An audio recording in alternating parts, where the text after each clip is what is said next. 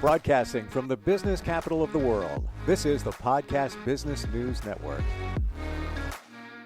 We've got so much to talk about today with this guy who helps people through energy healing, energy reading. He's also a life coach, Reiki practitioner, so much more. Reiki, I want to center on that for a moment as we talk to Lukez today. Welcome back. How's it going? It's going so great, Steve. How are you?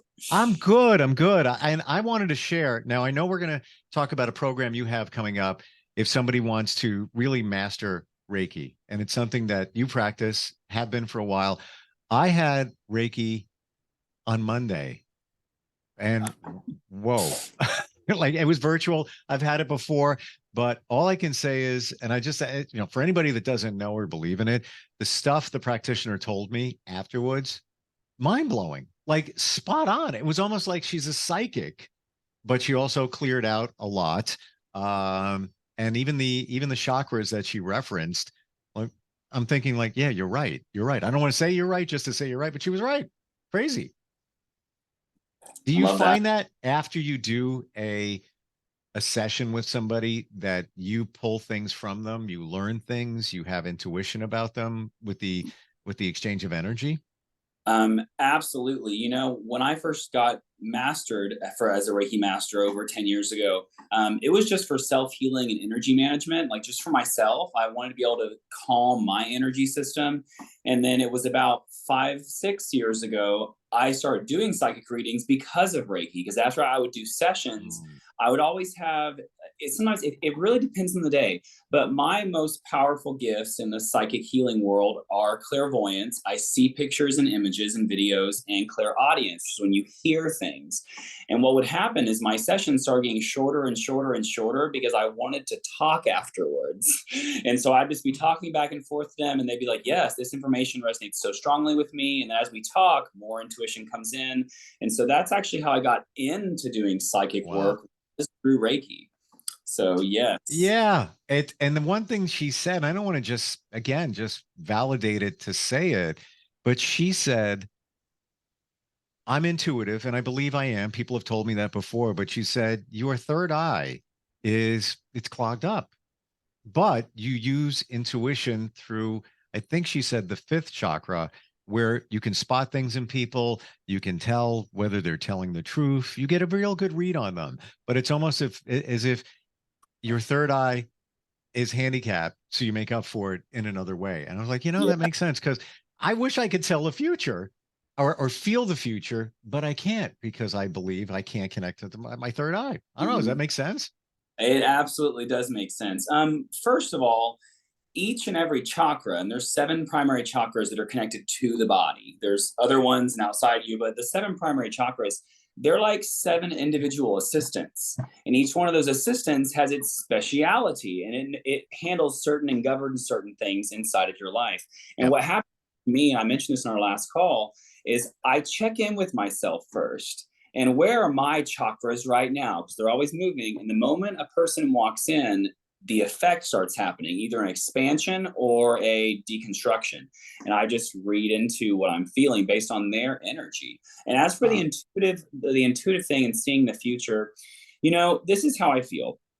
I feel like we live in a reality where there are infinite numbers of futures, and there are infinite numbers of dimensions. And every choice we make, it leads us down X, Y, and Z path. And so as a psychic reader, what would happen is when people are telling me their stories, I would see all of a sudden 3 options. I see the breakup, I see the resolution, I see the on and off, I see all 3 of them, and just on my logic, my brain, I go, I'm seeing this path, and if you do this and this and this will take you this way. This is where you want to go, right? Yes. Okay, well, I can feel you would probably do this behavior. That behavior makes that path happen, so stop doing that.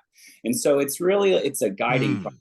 I think your chakras, they activate at different times, and there's some days that they're just off. They're just off.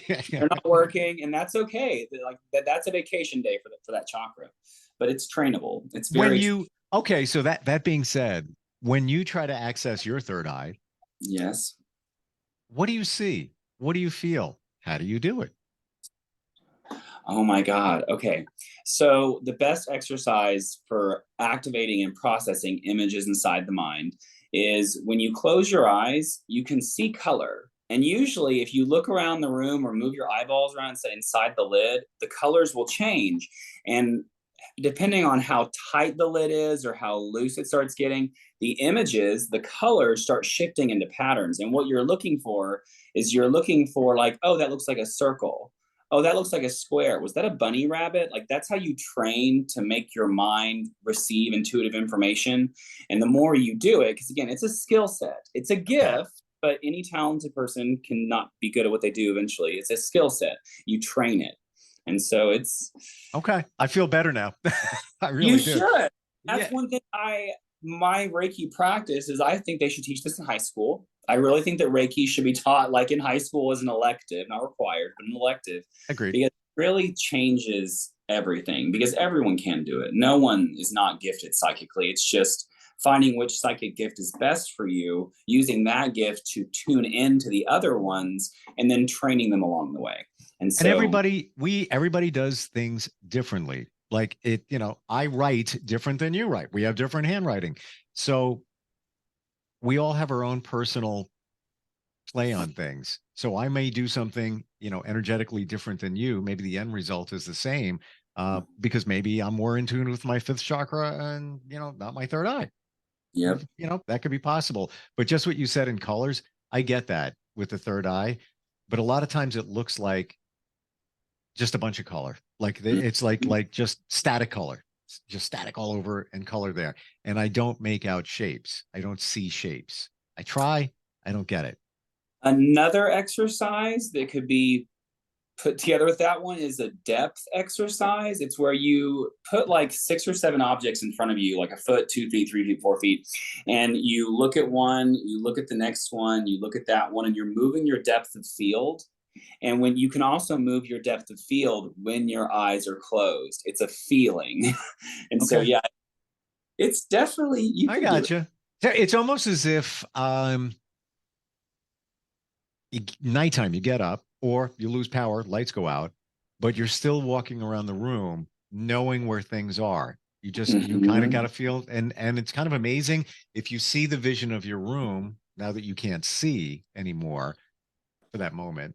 You can just kind of make your way around. I bump into a little something, but you kind of got it. You kind of have it. Do you, when it's dark like that, do you see like shadows and different lights in areas of the room that, like some people will say that they see things passing in their peripheral vision sometimes, like just, it's a very common phenomenon. But like even when the lights are off, because your eyes are trying to process the dark and the light, you'll process layers again in the room. Because even like right now, I can just stare like off like 2 feet right here, and the light will be different than if I adjust my focus a foot further, and I'm actually looking at empty space. Does that Mm, make, you're doing it right now? I And so am. it takes, yeah, it's a really cool gift that I didn't ever try to train. It was actually one that just started happening. I'm a feeler. I feel my clair gift, my psychic gift that's strongest is clairsentience, my ability to feel things. And so when people, I can walk into a room or a space, or like even at like old junk stores and stuff, I can pick things up and I can feel the difference in the energy someone put into the object. Wow. And so, Wow. yeah. Everything has energy. If anybody, is listening, watching, and as I've learned even recently, a Mm-hmm. picture is energy, even if it was taken 10 years ago, whatever it is, that photo has energy that was imprinted in it. Yeah. And maybe you can read it, maybe you can't, depends on who you are. Let's talk about the program that you're about to roll out, the Reiki Master program. Yes, so it's called the Walk of the Master. I'm actually running it right now. We're going into week 6 with this current group. And what the program does is Reiki has, depending on who you ask, there's 3 or 4 levels. Traditionally, there's just 3 levels, but I'll keep going. In the first level, you learn about how to read your own energy, how to tap into it and balance your own energy through breath work, visualization. And you're certified as a self-healer, which is a completely useless certificate, really. What are you going to do? Show it at like, look what I did. But the level 2 certificate, you're now certified to go and do the same energy work on yourself with others. There's also like a deepening with the understanding of the symbols and how energy can travel throughout the body. I have a lot of visualizations for how energy moves. And then the level 3 program is the Reiki Mastership Practitioner. And it's really just a deeper dive through the level 2 program. There's some stuff that I don't talk about certain levels of energy work with people until they've been warmed up to everything else first. It can get a little hooey in the last 3 weeks. But I also teach on things that might not even be something I'm a specialized person in, like spirit guides. I'm not specialized in that, but I know how to connect to mine. So I teach my students that same thing. So they do level 1, level 2, level 3 in 9 weeks. And then on the level 10 day, it's just a celebration. We have like a ceremony. And so it's a really great program. So we have the 10 group sessions per week, 1 per week, 10 times. And then each of the people has 6 private sessions with me. 3 of those are for the Reiki attunements, which could be a whole topic in itself. And then the other 3 happen after the program ends so that they can check in with me, any questions they have. And it's gone. Honestly, I've never done it digitally before. It's my first time. I always taught it in person, and it's going really well. There's just huge transformations happening. People in the program, their family is noticing it. Like this one woman was sitting at dinner one night with her family. I guess things were getting heated, and she wasn't getting heated. And her youngest daughter looks and goes, "What happened to mom? She's all zen. I can't." And starts freaking out more. And I was like, Reiki. Yeah, So I get it. It is a life changer for anybody that doesn't realize it. Tell me about your spirit guides. My spirit guides. When you connect with them, Mm-hmm. why you connect? How do you choose to connect? What do you get? I believe that each one of us has a personalized angel that's assigned to you. It's commonly known in the common tongue as a guardian angel. That guardian angel's job is, I'm getting chills because so I talked about him, he literally like came right to me. That guardian angel's job is to give you intuitive downloads and messages in the moment. Like when you're driving and all of a sudden you want to go left, you check, you don't see anyone. I should check again. That's your guardian angel whispering in your ear, telling you it's to follow your gut. To follow. Wow, it's like powerful. Mine, his name is Shamafeld. I don't even know how that happened. I one day was staring at a blank wall and I was like, I'm going to draw my guardian angel. So I drew him on the wall and I was like, what's your name? And I immediately heard Shamafeld. And I was like, what a weird name. Like Shamafeld. How do you spell that? He's my primary. Then I work a lot with the archangels, which is something that's in Catholicism too, like Archangel Michael, Gabriel, Raphael, Uriel, the 4 guardian angels of the 4 quadrants, north, south, east, and west. Wow, I don't tell people this on random. This is fun. I'm open to the public. I'm like a portal so the reason I birth kittens is because I love bringing in new life, but I'm a portal, I feel like, for both life coming in and life coming out. And so I have a lot of visitations. When I go out in public, other people's ancestors will come to me and be like, she's not listening to a word I say. I'm tired of following her around. What do? I can't do this anymore. I used to, like, in college, I would literally wander through places and just collect them like Pokemon Go. And I would say, it's all right. You're no longer needed. You can either go back down to the earth, reincarnation, or up to heaven for your next upgrade, whatever it was. That was a very weird period in my life. Wow.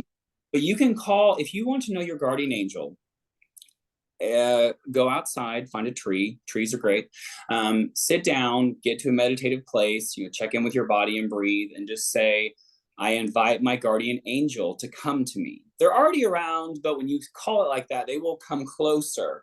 And sit there and just meditate and feel the changes in your body. And then whatever you need, guardian angel, I need advice for my relationship right now, for my job right now. How can you help me? And usually for me, I start getting a feeling of relief that comes in, like the solution's been found. I don't know what it is yet. The relief comes in. And as that relief creates space in my energy field, ideas start popping up. Because a lot of times our anxiety is what's keeping the creative process from happening. So when you get down into the it's already solved energy. Solution. Hmm. And I've often heard, even when it comes to energy, you got to get the garbage out before you can get the good stuff in. Yes. Not going to happen. It's not going to happen. And I believe too, you ask for signs, you'll get signs. If you're open to seeing them. That's if you're probably open, so that's good. Oh my gosh. I even had my mom passed 4 years ago. When I vibe her and ask for a sign, and I don't do it often, I only do it when I really need it, she'll give me a sign, and it is uber specific. It's like, oh yeah, it's definitely her. There's not even a doubt in my mind. And I'm not talking about a butterfly. I'm talking about really specific stuff. Even recently I vibed her, and I don't know if I shared this, but it still blows me away. I changed my internet setup, and I got a different router. They delivered the router from the cable company, and they asked, sign a password. It's computer generated. Again, I was vibing her. I say, Mom, ask for a sign that you're around. Things are going to go good with whatever's going on. Flip the modem upside down, the router. And the password is her name. So you can't make that up. I mean, it was 4 numbers before, dash, her name, dash, 2 numbers. And of course, I'm trying to figure out what the numbers mean. I was like, do you still have the numbers? Because I can tell you what the numbers mean, bro. I'll give you the numbers. I might know your answer, but I know where you live, so it's okay. I'll give you the numbers. You figure it out. Any way I look at these numbers, it keeps coming back to 7. And I don't know what she's trying to tell me with 7, but it's 5382. Anybody can hijack my Wi-Fi now. 5382 dash Rose, my mom's name, dash 52. And even personal stuff, as I try to add the numbers, and it keeps coming out to 7, and I don't know why.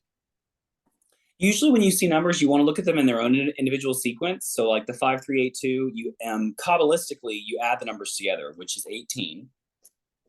And then that number becomes a 9. Because you put 8 together, and you have 5 and 2 and 7. And so there's almost like a sense of release happening right now too, like in the sense of like you've invested so much emotional energy, and like there's almost like some pent up feelings a little bit. And she's saying like, take a new stand, open your own purpose, trust that you have your way.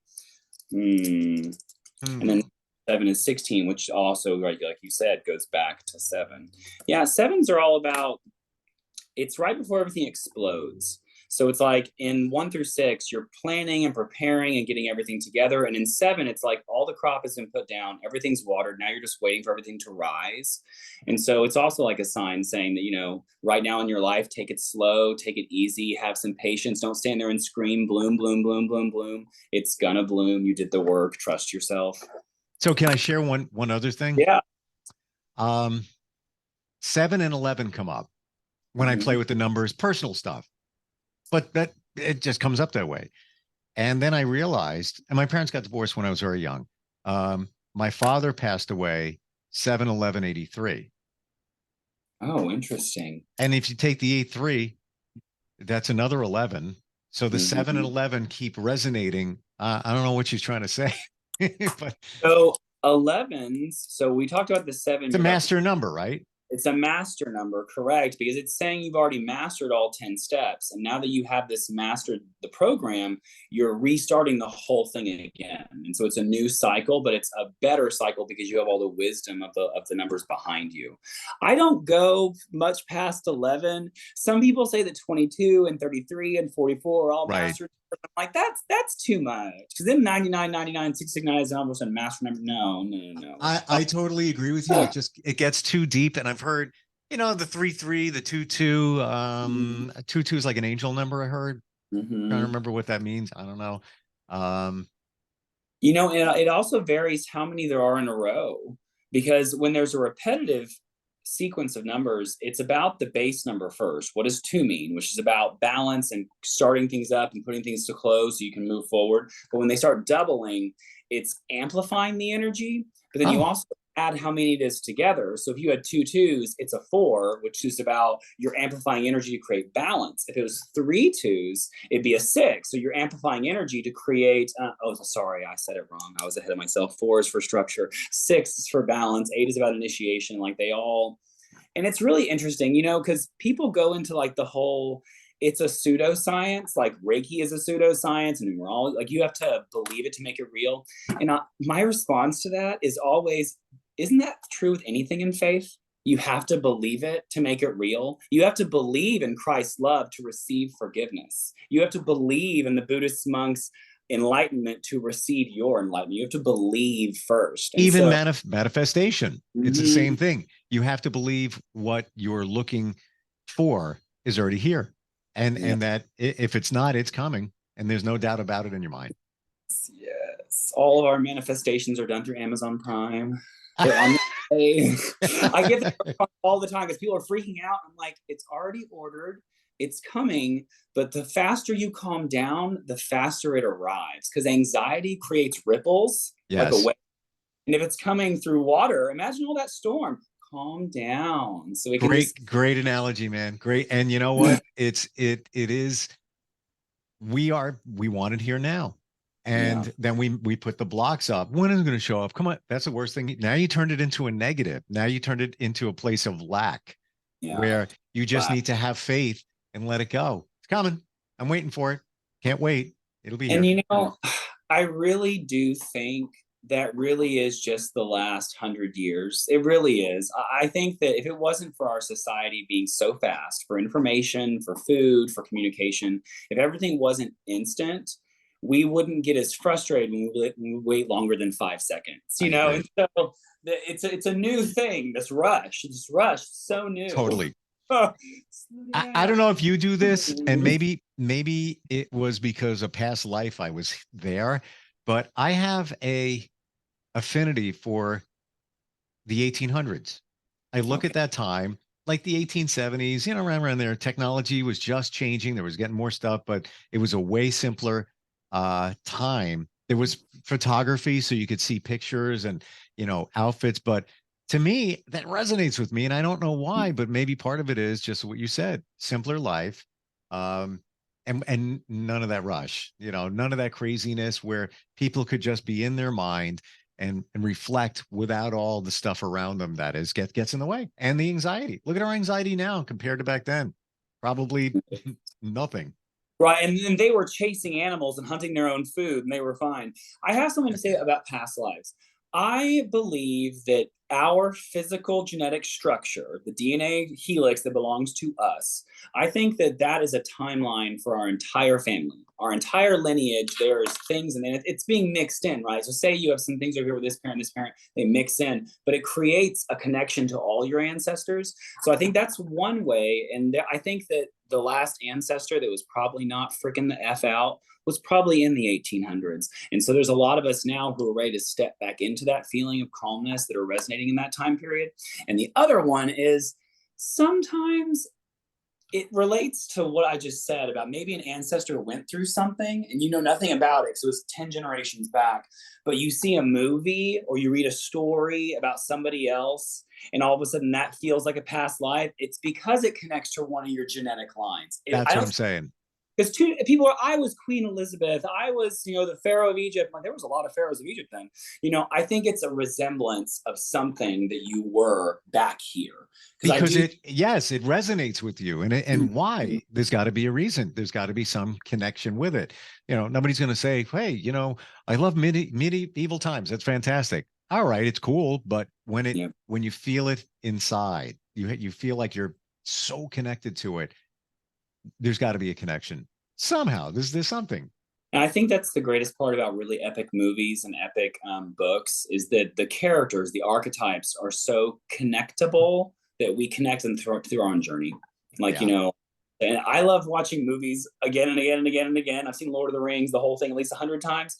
And it's funny how my connection shifts. It was always Frodo, and then it became Gollum, and then it went into the Aragorn King. Like, it switches around, you know, because it's where you are. You're in a different place. Mm-hmm. Well, you understand. We're out of time. That's okay. We're going to do a card reading and a lot more, but let's get right to what you do. You are available, of course, with the Reiki Master course, and you're here offering insight, guidance, life coaching. How do we find you, Lukez? Remastering Your Life is my handle on TikTok and Instagram and YouTube.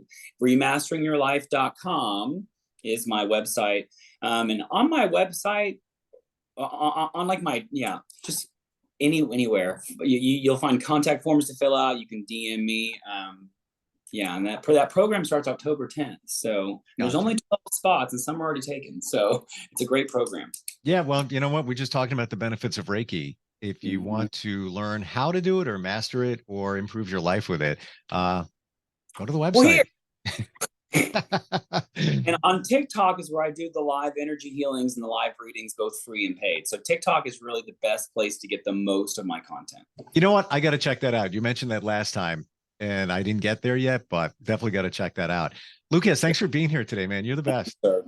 You're awesome. I love talking to you. So same. And I learn a lot. Like your insight is, and we didn't even get to like half of what we want to talk about today. So hopefully next time. That's right. Next time. I think it's so I'll see you later for sure. Gotcha.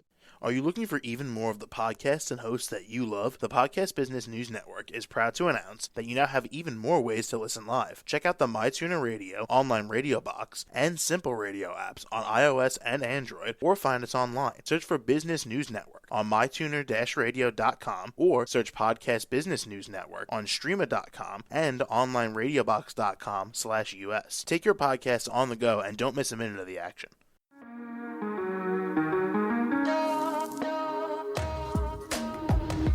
Broadcasting from the business capital of the world, this is the Podcast Business News Network. For nearly 2,000 severely injured veterans, everyday life has become filled with barriers. Day-to-day simple tasks can become pretty daunting. I have to carry my chair up 2 flights of steps or have somebody do it for me. What scares me the most is just the falling. When I'm struggling with my house, I think, to have that one great barrier just knocked down, I mean, it's crucial. Home for Our Troops is a wonderful nonprofit that builds a mortgage-free, fully adaptive, handicap-accessible house. And there's no catch. It'll be our very first home that we've ever owned. This is a game changer. This is where your life begins again. We need you to join us in completing this important mission. Please visit hfotusa.org and help build homes and rebuild lives. Because of you, everything's going to be okay.